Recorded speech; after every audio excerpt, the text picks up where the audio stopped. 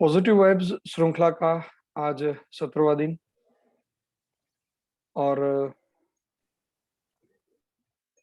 सीता नवमी का आज पावन दिन है।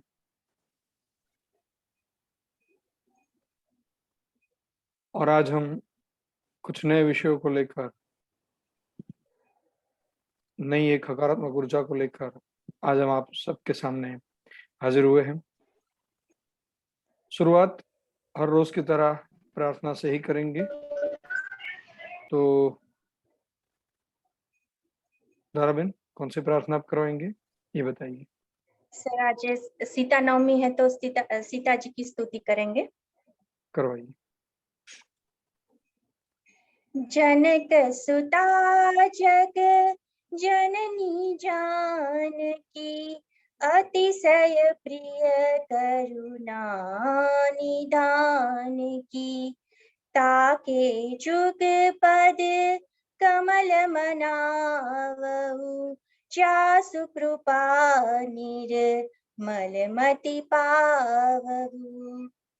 अर्थात राजा जनक की पुत्री, जगत की माता और करुणा निधान श्री रामचंद्र जी की प्रियतमा श्री जानकी जी के दोनों चरण कमलों को मैं मनाता हूँ, जिनकी कृपा से निर्मल बुद्धि पाओ। जय श्री राम।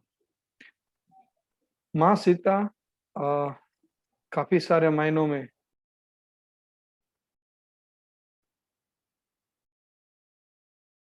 आदर्श हमारे सबके लिए है। अलग अलग रूप से माता सीता को बताया जाता है, अलग अलग प्रतीक के रूप में दुखी और बाकी सब विषयों में उनको दिखाया गया है कि जिनके ऊपर बहुत सारा अत्याचार हुआ है, बहुत दुखी थे। ऐसी बातों को जोड़कर उनके लिए बहुत सारी बातें बताई गई है। हालांकि सीता मैया जो है वो एक दृढ़ता का प्रतीक है, मैं ये मानता हूं। जब भी उन्होंने जो भी किया है उसमें वो एकदम डिटरमाइंड रहे थे। उन्होंने कहीं भी उनके एक भी डिसीजन में, वो बाल्यावस्था के उनके प्रसंग हो, रामचंद्र जी के साथ वनवास में जाना हो, अशोक वाटिका में उनका निवास हो, या उसके बाद लव कुश का जन्म और उसकी परवरिश हो, एक भी जगह ऐसी नहीं है कि जहां उनकी दृढ़ता और को ना देखा गया हो। कहीं भी उनका दुर्बल मनोबल या कहीं भी ये उन्होंने कभी नहीं जताया है कि उसके ऊपर अत्याचार हो रहे हैं। उन्होंने हर एक व्यवस्था में अपना एक नया रूप और एक नई विशेषता उन्होंने समाज के सामने रखी है। तो जैसे भगवान राम सबके लिए आदर्श हैं, उसी तरह से अगर इस तरीके से देखा जाए तो माँ सीता मैया भी हम सब के लिए एक आदर्श का स्वरूप ही है। तो धन्यवाद दारा बहन, आपने इस विषय को आज अच्छे से प्रस्तुत किया। तो आगे चलते हैं। शायद शारदा बहन भी ऐसा ही कुछ विषय लेके आए होने चाहिए कि आज। जी सर, तो बताइए। आज सीता नवमी है तो सीता के बारे में ही कुछ बातें करेंगे हम। माँ सीता के बारे में। देवी सीता, माँ सीता। हाँ, बताइए। देवी सीता मिथिला नरेश जनक की ज्येष्ठ पुत्री थी और बचपन से ही इतना सामर्थ्य उसमें था कि शिव के धनुष को यूं ही खिलौने की तरह खेलती रहती थी। तो बहुत ही बड़ा उसमें सामर्थ्य रहा। और उनका पुत्र, उनका विवाह अयोध्या नरेश दशरथ राजा के ज्येष्ठ पुत्र राम जी के साथ हुआ। इनका पतिव्रत धर्म पूर्ण रूप से उन्होंने अपने जीवन में पालन किया, जिनके कारण राम जी और माँ सीता का चरित्र बहुत ही उत्तम और आदर्श माना जाता है। वाल्मीकि रामायण के अनुसार माता सीता ने जब दाम्पत्य जीवन में प्रवेश किया तब से लेकर अंतिम समय तक संघर्ष ही करना पड़ा, लेकिन हर परिस्थिति में उन्होंने पतिव्रता धर्म का पालन करते हुए पूरे परिवार को जैसे एक माला के मोतियों के मन के सूत्रधार की तरह उसको सबको पिरोए रखा। एक श्रेष्ठ पत्नी, उत्तम बहू, प्रजा के लिए मातृतुल्य महारानी और एक माँ जिसने विपरीत परिस्थितियों में अपनी संतानों को महान संस्कारी वीर योद्धा बनाए, ऐसे उदाहरण संसार में बहुत ही कम देखने को मिलते हैं। जब राम जी वनवास जा रहे थे, तब राम जी ने कहा था कि माँ कौशल्या के पास रहकर उनकी सेवा करो, लेकिन ये सीता का स्वतंत्र दृढ़ निश्चय था कि वो राम जी के साथ वनवास जाने का चुनाव उन्होंने किया। सीता जी और राम जी वन में एक साथ रहे, वो यह बात इंगित करती है कि पति पत्नी की गृह अवस्था की धरी होती है। ऐसी सफल गृहस्थी और सुखी परिवार का आधार होती है। एक बार राम जी को केवट को कुछ देना था, लेकिन उसके पास कुछ नहीं था। तो उसके मन में थोड़ा संकोच आया और सीता जी ने तुरंत ही उसे संकोच को अपने मन से देख लिया और तुरंत ही अपनी अंगूठी निकालकर राम जी को दी केवट को देने के लिए। तो माता सीता में प्रेम, सेवा, उदारता, समर्पण और क्षमा की भावना ऐसे गुण थे जो उसे देवी के रूप में सम्मान और गौरव प्रदान करती है। तो ऐसी एक दृढ़ निश्चयी नारी सीता की जो हम आज ही पूजा करते हैं। अगर हम ये माने कि अगर माता सीता अगर वनवास में साथ में नहीं जाते, तो रामायण के कितने अध्याय लिखे जाते हैं? कहां तक रामायण लिखी जाती?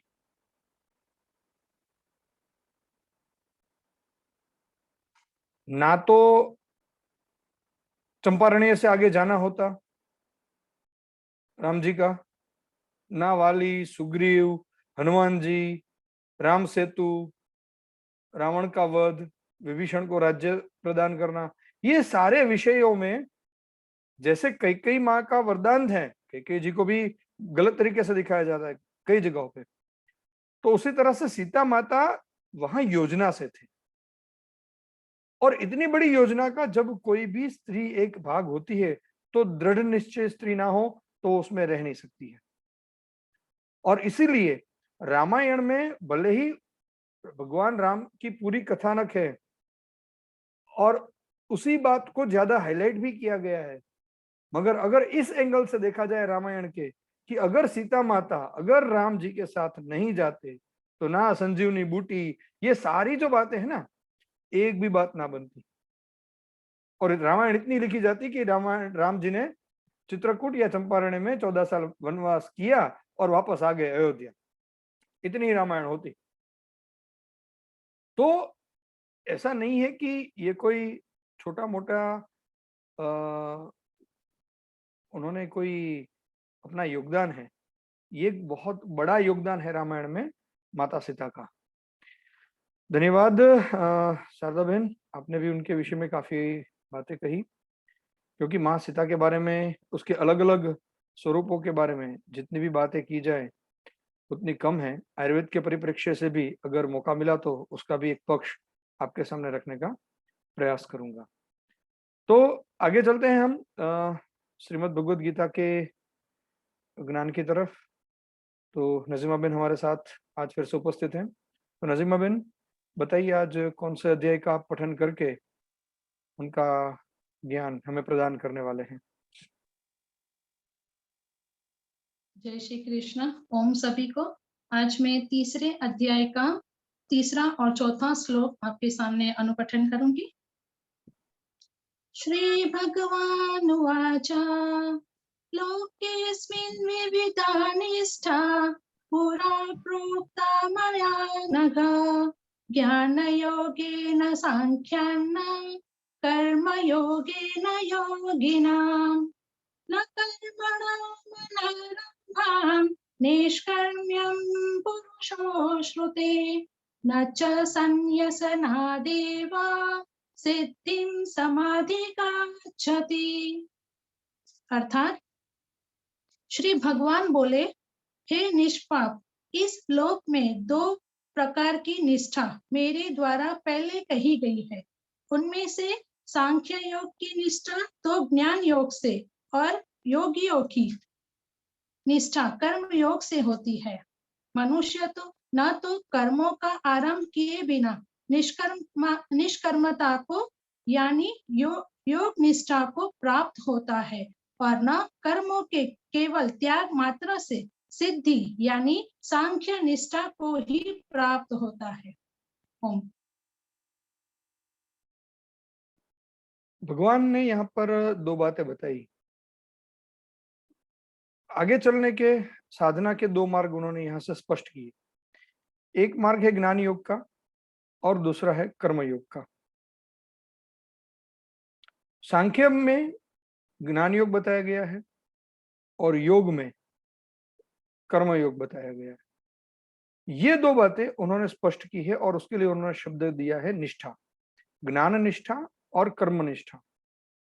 तो मूलभूत रूप से अगर ये कभी भी प्रश्न होता है कि अगर श्रीमद् भगवद गीता का विषय कौन सा है, तो ये जो श्लोक है यहाँ उनकी बहुत ही उन्होंने स्पष्टता की हुई है कि दो प्रकार की निष्ठा, ज्ञान निष्ठा और कर्म निष्ठा। जो ज्ञान के रास्ते पे चल रहा है, सांख्य के सिद्धांतों के ऊपर चल रहा है, वो ज्ञान योग पर आगे बढ़े, साधन चतुष्टय और बाकी के सारे विषयों को लेकर आगे बढ़े। और जो योगी हैं वो कर्म योग का पालन करें। और साथ ही साथ उन्होंने ये बताया है कि अकर्मण्यता कभी भी योग्य नहीं है। कर्म अगर नहीं करना, ये मान के चलते हैं कि सिर्फ ज्ञान के लिए चलेंगे तो कर्म करने की कोई जरूरत नहीं है, तो उन्होंने ये भी कहा है कि ज्ञान के लिए भी कर्म तो करना ही होगा। तो ये दोनों विषय जो हैं ये उन्होंने स्पष्ट किए हैं। और भारतीय जो फिलोसॉफी है, जो तत्वज्ञान है, जिसमें सांख्य योग और योग दर्शन, ये दोनों दर्शन के रूप में है, सांख्य दर्शन और योग दर्शन। तो सांख्य दर्शन और योग दर्शन ये दोनों को एक दूसरे के पूरक माना गया है। इसका मतलब ये हुआ कि ज्ञान और कर्म एक दूसरे के पूरक है। ज्ञान पूर्वक कर्म करना और कर्म करते करते ज्ञान प्राप्ति करना, ये साथ साथ ही चलेगा। हाँ, एक की विशेषता रहेगी, एक के ऊपर हम ज्यादा भार देकर चलेंगे, या ज्ञान पर या कर्म पर, मगर ज्ञान के लिए भी कर्म है और कर्म से ज्ञान है। ये सिद्धांत यहाँ भगवान ने हमें सिखाया है। तो ये बहुत स्पष्ट रहना चाहिए कि कर्मण्यता अकर्मण्यता का विषय कभी भी भगवत गीता ने छेड़ा ही नहीं। उन्होंने कहा है कर्म करना ही है, वो ज्ञान हो या और कोई भी विषय हो। और ये बात इतने सहज रूप से एक बार नहीं, बहुत बार भगवत गीता में बताई गई है। आगे आएगी तब भी इस विषय की चर्चा करेंगे। धन्यवाद नजीमा बहन, आपने ये विषय बताया।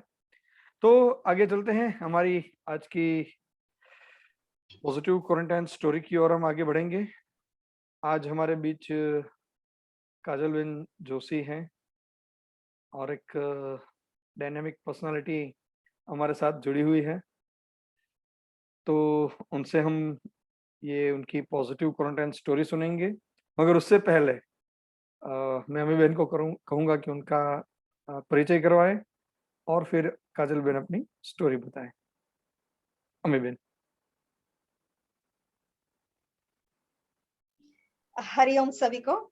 और आज की जो पॉजिटिव क्वारंटाइन स्टोरी है हमारी पॉजिटिव वाइब्स श्रृंखला में, आज हमारे साथ जो जुड़ी हुई है एक मल्टी टैलेंटेड पर्सनालिटी है। बैचलर्स ऑफ परफॉर्मिंग आर्ट्स के साथ diploma in tabla, bachelor of journalism and mass communication, masters in science of living योग। इसके उपरांत आप जानी मानी मॉडल, गुजराती थिएटर और फिल्म की एक्ट्रेस है। मावतरनी वेदना, संत सवा भगत, जोबनिये रंग लाग्यो जैसी गुजराती फिल्म और चित्रेला मोरनो टहको, वहुए वगोव्या मोटा खोरडा, एक सपनू छानू छपनू, एकरे माड़ाना पंखी। ये तो बहुत लंबी लिस्ट अगर मैं बोलने चाहूंगी तो मैंने कुछ चुने हुए ड्रामास के नाम लिए हैं। इन सभी ड्रामों में उन्होंने अपनी प्रतिभा का परिचय दिया है। टीवी सीरियल गंगा सती पानबाई, इसके अलावा डॉक्यूमेंट्री फिल्में भी आपके नाम पर जानी जाती है। नाटक कस्तूरी, सोनमती, चित्रेला मोरनो टहुको, इन सभी के लिए आपको बेस्ट एक्ट्रेस का अवार्ड मिला हुआ है। अखिल भारतीय गंधर्व महाविद्यालय द्वारा आयोजित भरतनाट्यम की प्रतियोगिता में आपने प्रथम स्थान प्राप्त किया हुआ है। अब सुनिएगा, कुंग-फू कंपटीशन में गोल्ड मेडल जीत चुकी है।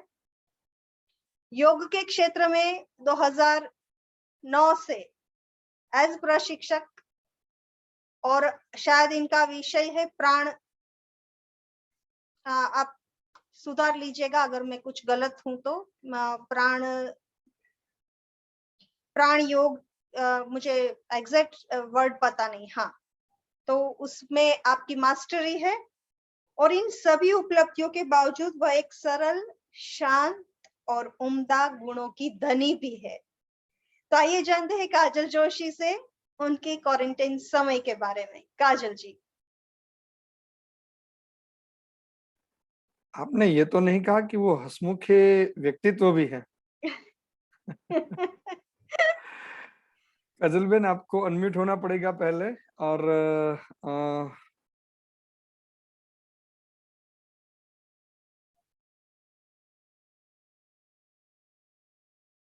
एक ही मिनट में आपको थोड़ी हेल्प कर सकता हूँ इसमें।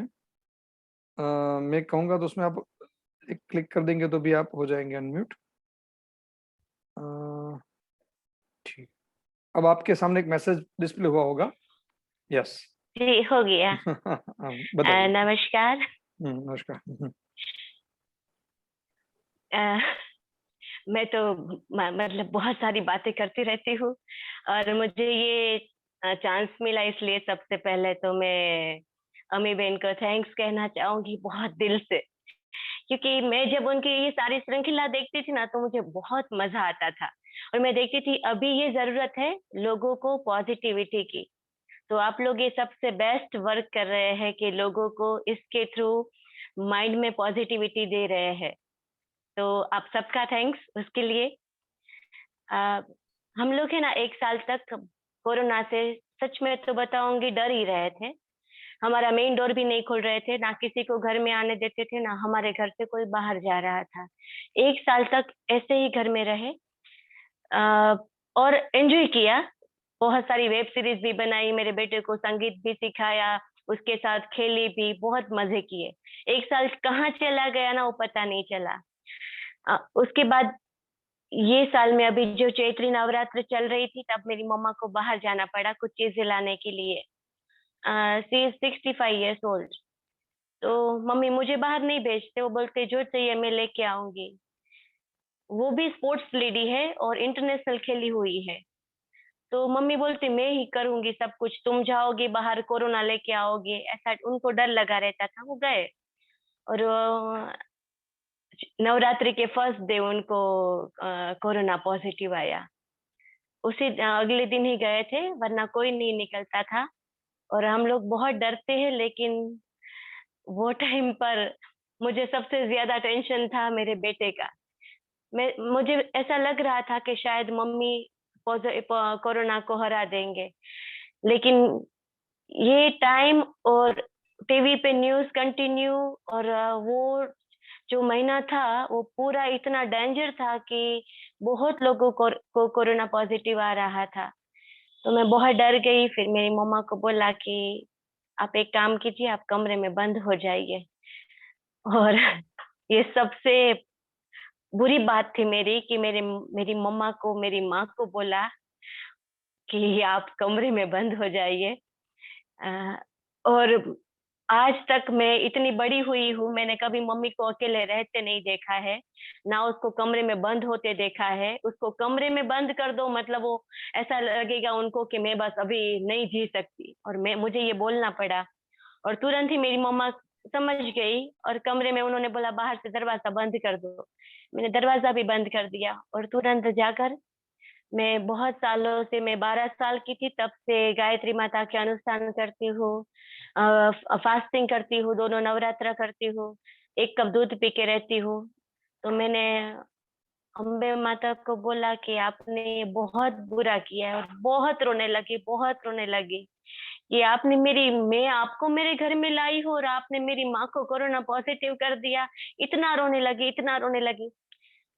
जैसे हम भगवान पे बिलीव करते ना, तो कोई हमारी अंदर से ऐसी आवाज आती, हर इंसान के अंदर जैसे कि भगवान होता है, तो मेरी अंतरात्मा ने मुझे बोला जैसे भगवान की आवाज हो कि मैं नवरात्र पे इसके लिए आई हूँ, तुम लोगों को कुछ नहीं होने दूंगी मैं। और उसी टाइम पर मेरे दिमाग से चला गया कि अभी कुछ नहीं होगा मेरी माँ को। उसके बाद मैंने मेरे बेटे को बोला कमरे से बाहर नहीं निकलना है। नेक्स्ट डे उसको फीवर आया सुबह 4 बजे, और मैंने उसका टेस्टिंग करवाया पर वो नेगेटिव था। 16 को मम्मी को हुआ, 17 को मेरे बेटे को मैंने करवाया, 7 साल का है वो।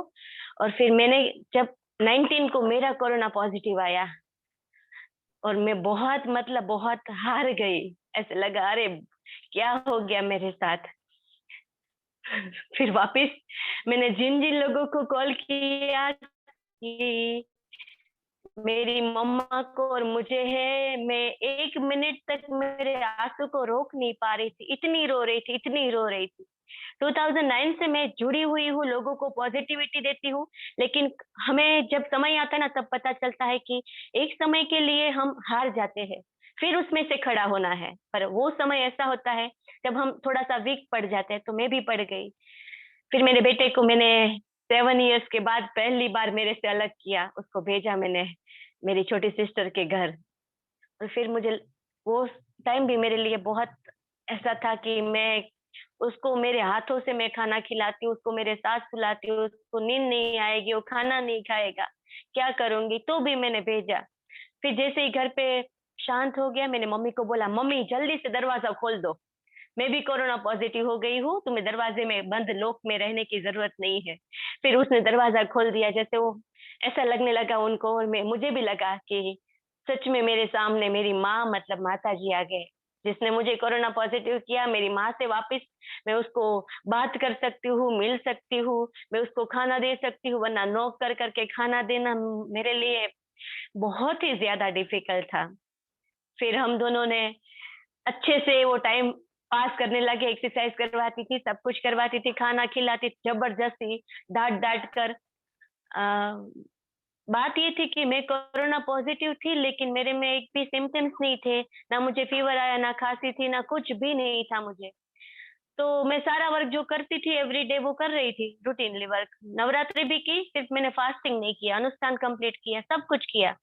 उस टाइम पर मेरी मम्मी को 21st को ऑक्सीजन लेवल डाउन हो गया। तो डॉक्टर ने मुझे बोला अभी के अभी आप, रात को 2 बजे थे, अभी के अभी आप हॉस्पिटल में देख लो बेड खाली है कि नहीं, और ऑक्सीजन का कहीं से आप करो। मैंने बोला मैं कहाँ से करूंगी अकेले, मैं अभी रात को 2 बजे किसको बुलाऊं। तो भी मैंने सब जगह पे फोन किया, पर मैंने मेरी मम्मी को जाके बोला कमरे में कि मम्मा तुम्हें मेरे पे यकीन है, मैं तुमको ठीक कर दूंगी। आप हॉस्पिटल में जाओगी ना तो मैं आपको आपके साथ नहीं आ पाऊंगी, ना आपकी हेल्प हेल्प कर पाऊंगी, प्लीज मम्मा आप घर पे रहो। उन्होंने बोल दिया ठीक है मैं घर पे रहूंगी। और मैंने उसको माउथ माउथ से ब्रीदिंग करवाया। मैंने उनको बोला नोज बिल्कुल ब्लॉक था मम्मी का। तो वो जैसे ही ऑक्सीमीटर फिंगर में डालती, उस वो खुद डर जाती, क्योंकि टू टू टू टू पहली बार मैंने सुना ये इसकी आवाज होती है। फिर मेरी मम्मी को बोला मम्मी माउथ से ब्रीदिंग करो, माउथ से ब्रीदिंग करो। माउथ से ब्रीदिंग जैसे ही स्टार्ट किया 94, 95, 97, 97 तक उनका हो जाता था। ऑक्सीमीटर लगाया टू टू स्टार्ट, फिर मैंने वो भी बंद किया। मैंने बोला मम्मी सिर्फ प्राणायाम करो, कुछ नहीं करना। और सच में योग जो काम करता है ना, वो कुछ भी नहीं करता। दवाई हम पी लेते हैं, लेकिन हमारे में खाने की नहीं ताकत है। हम दवाई लेके भी मेंटली तो नेगेटिव थॉट्स करते हैं, तो कोई फर्क नहीं पड़ेगा। पर अगर हम इसके साथ योग को भी जोड़ दे, मेडिटेशन को भी जोड़ देना, तो हमारे अंदर बहुत सारी पॉजिटिविटी आ जाती है। और मैंने ये फील किया है। मुझे तो कुछ नहीं हुआ, लेकिन मैंने मेरी माँ को बचा लिया। और मुझे ऐसा था कि मेरी मम्मा को इस बार नहीं बचेगी, क्योंकि वो बहुत ज्यादा वीक हो गई थी, बहुत ज्यादा।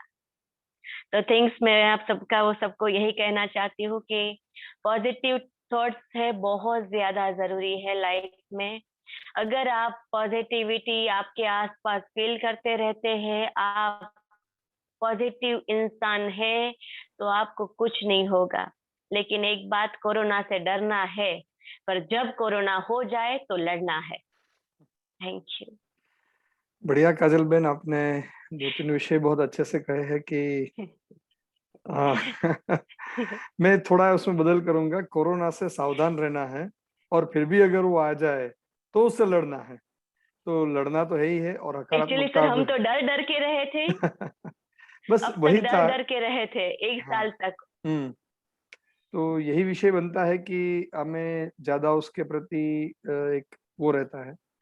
अदरवाइज कोरोना एक ऐसी स्थिति है कि जहां पर आप जितने हकारात्मक रहोगे उतनी ही ज्यादा एनर्जी आप महसूस कर पाओगे। और दूसरी बात आपने कही जो योग की, तो ये तो निश्चित है कि भाई योग के कुछ अभ्यास कोरोना के पॉजिटिविटी के दरमियान भी किए जाए और पोस्ट कोविड भी किए जाए तो वाकई उसके बहुत अच्छे रिजल्ट्स हमारे सामने आते हैं। बहुत बहुत धन्यवाद। एक अनोखे रूप से आपकी स्टोरी थी, एक कोरोना के साथ जुड़ा हुआ एक माँ और उसकी बेटी की ये स्टोरी साथ में बन गई थी। तो धन्यवाद आपका, बहुत बहुत धन्यवाद। तो आगे चलते हैं। अमी बहन, आपके पास फिर से आते हैं। आज तो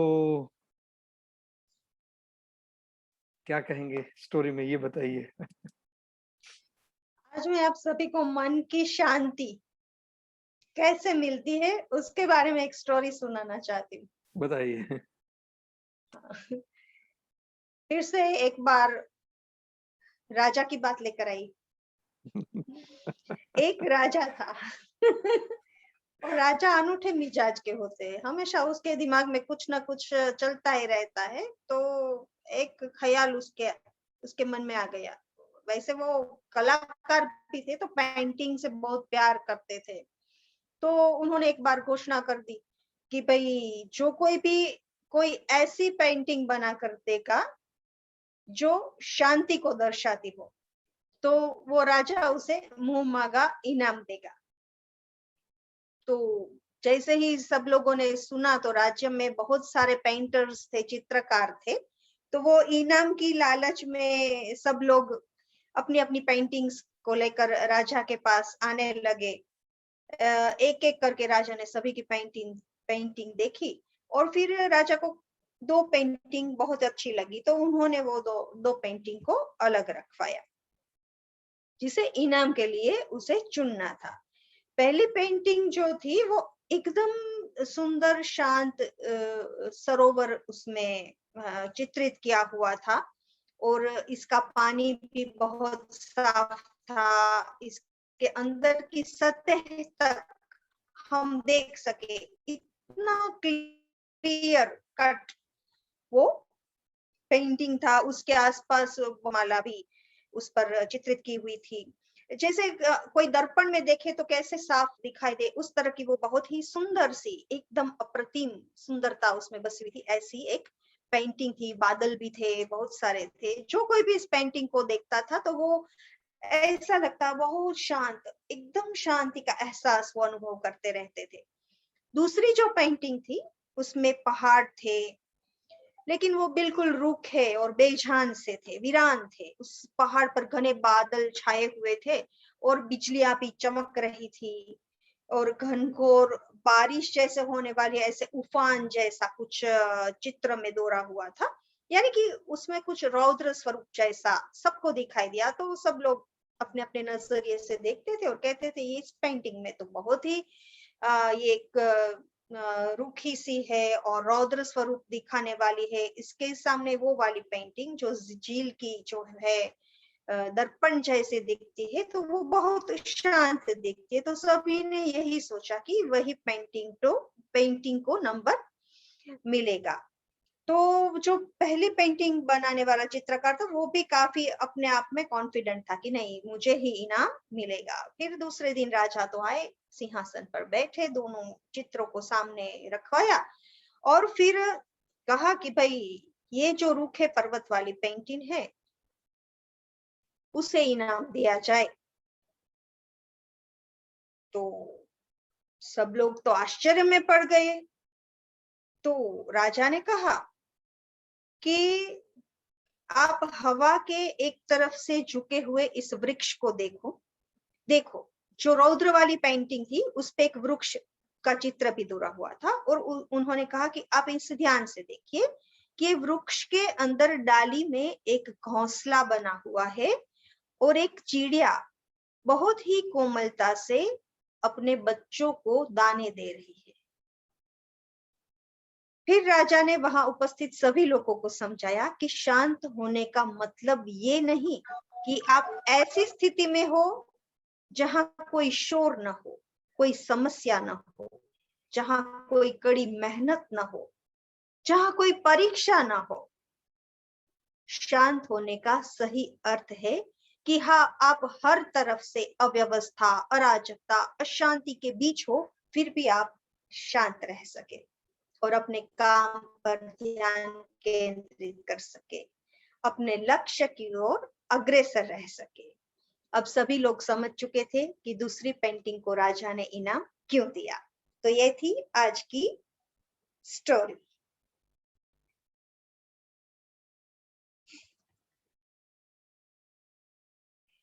सर, आपको अनम्यूट होना पड़ेगा। हाँ हाँ, मेरे ध्यान में आ गया। तो सुचित्रा बेन त्रिवेदी ने ये कहानी हम लोगों को साझा की थी, ये कहानी आज की श्रृंखला के लिए। ये बात बहुत ही महत्वपूर्ण है कि अव्यवस्था हो, अराजकता हो, कितनी भी रौद्रता आसपास हो, उसके बीच हमें जो करना है वो अगर हम करते रहे तो जो भाव हमें मिलता है वही शांति का भाव है। ओशो रजनीश के बारे में भी एक कहानी है जो मुझे बहुत हर में पसंद आती है। कभी उसको पूछा गया कि ध्यान क्या है, तो उन्होंने कहा कि चौराहे पे जब अगर तुम बैठ सको आंखें बंद करके और फिर भी चौराहे की आवाज तुम्हें सुनाई ना दे तो समझना कि तुम्हें ध्यान लग गया। किसी शांत जगह में, किसी गुफा में, किसी पर्वत पर बैठकर अगर ध्यान करोगे, हो सकता है वो ध्यान है, मगर सही ध्यान तो वही है अगर चौराहे में बैठो और उसकी विषयों के बीच में भी रहते हुए आप शांत रह पाओ, तो शांति का भाव वही हमें प्राप्त होता है। तो ये हमें भी समझना है।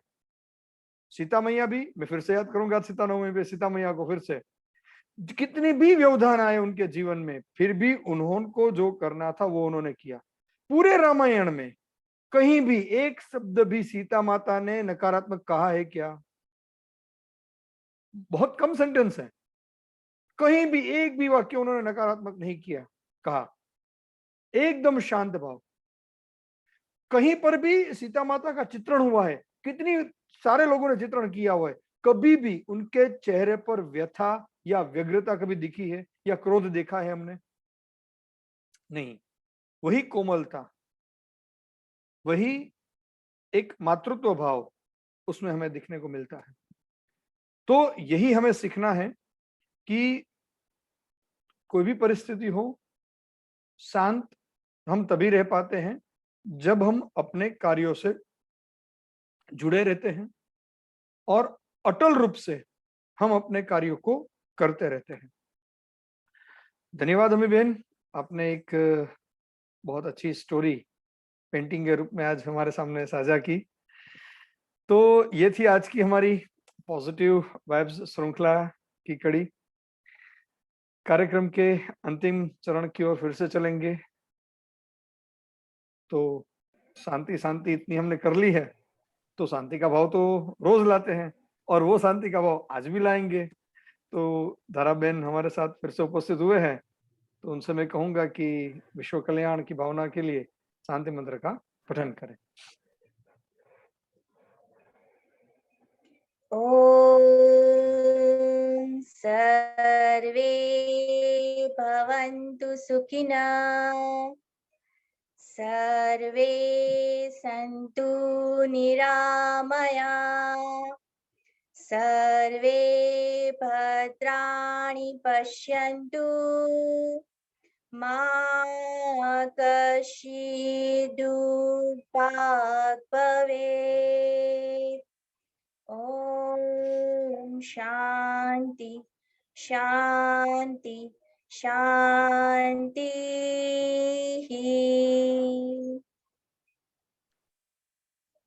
धन्यवाद धाराबेन। कल रात 9:30 बजे फिर से हम हाजिर होंगे।